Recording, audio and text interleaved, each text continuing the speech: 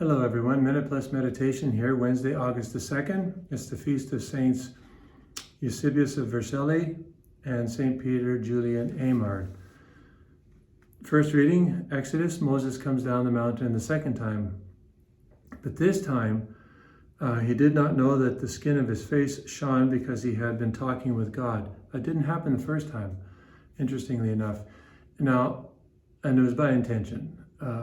But now his face does shine and the people are scared, and Moses actually brings them forward, tells them what God has said, and then he puts a veil on his face after he's finished talking.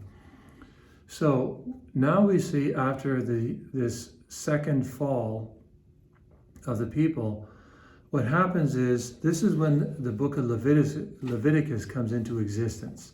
In other words, all the laws.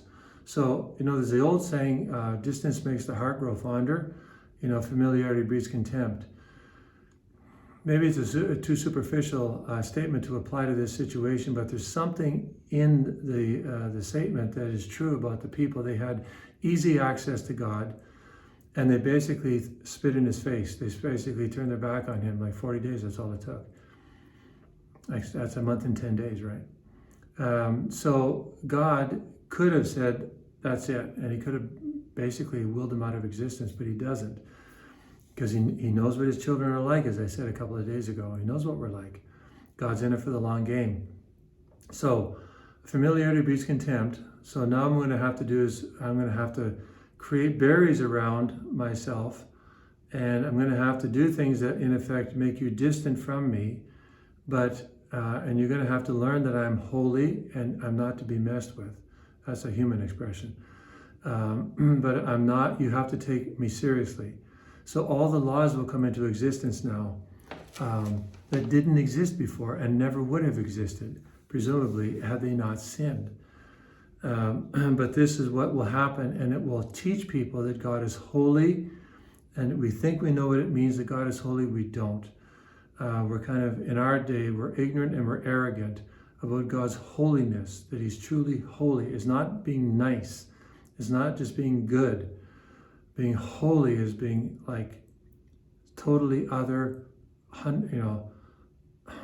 it's really hard to express. Pure, but far beyond our comprehension. And that's what God is. And when we come into contact with that, it's unnerving, but in the best of ways. It's not like coming in contact with evil when we feel cold and horrible and discouraged and despair. We come into God's holiness. Sure, we feel overwhelmed and so on, but we don't want it to go away. We want it to continue. But we have to let God do his work in our heart, purify our heart of our selfishness and so on. So God is going to create these barriers, and we'll see this happening as the scriptures continue.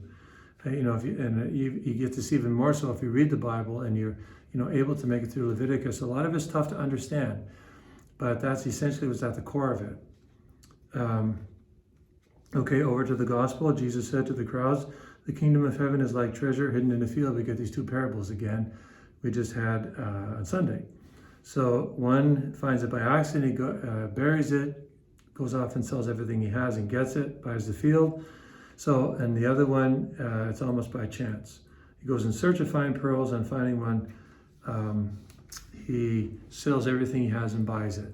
So as I said a couple of days ago in my homily, what's common between these two is they sell everything they have in order to acquire the pearl of great price.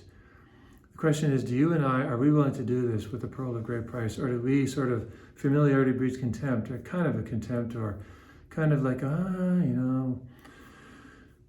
yeah, I know. I always go back to this thing about Sunday Mass because it seems to be kind of like where the rubber hits the road with a lot of people. And don't get me wrong, I'm not so naive as to think just because you go to Sunday Mass, you've got it made. But it's a huge thing to go to Sunday Mass and to keep the Lord's Day holy.